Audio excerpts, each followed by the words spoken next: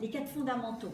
Les quatre fondamentaux de la campagne, qui sont de dire le refus des politiques d'austérité, qu'elles soient nationales, locales, départementales, régionales.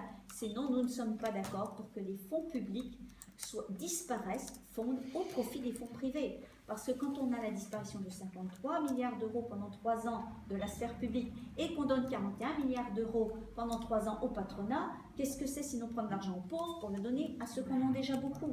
Les effets du CICE sur l'emploi sont strictement nuls. Dans notre région, 480 millions d'euros, j'ai révisé mon chiffre, il était faux la dernière fois, 480 millions d'euros distribués aux entreprises de Bourgogne et de Franche-Comté, et en 6 ans, 50 000 emplois de moins.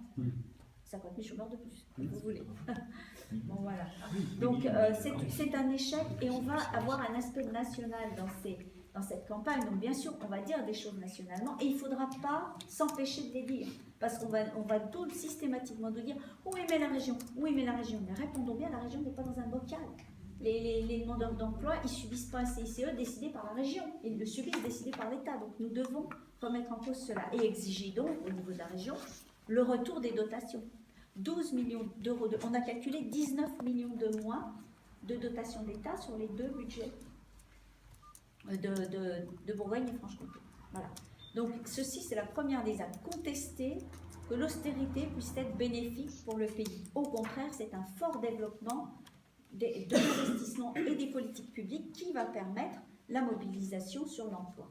La deuxième axe qui a fait corps dans cette campagne entre tous ceux qui en ont discuté, c'était de contester la question de l'organisation économique du pays, de contester le capitalisme, de dire que de toute façon, ce système est un système qui dévore les hommes, qui les exploite, qui dévore les matières premières, qui dévore la planète. Et si aujourd'hui on a un climat qui est en danger, c'est aussi parce qu'on a fait un abus dans cette compétition extrême, chacun voulant produire plus fort, plus vite pour vendre, pour faire du profit.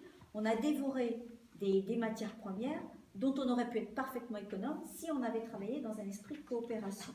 Donc on remet en cause ce système-là et dans notre région, ça veut dire qu'on va essayer de promouvoir une industrie écologique au service des besoins des gens, qu'on va servir et qu'on va essayer de diffuser au maximum toutes les nouvelles formes de production respectueuses des hommes, respectueuses des territoires, respectueuses des matières premières. Donc c'est l'économie circulaire, c'est les Fab Labs. Je donne ça comme exemple. Hein. C'est les circuits courts pour l'agriculture.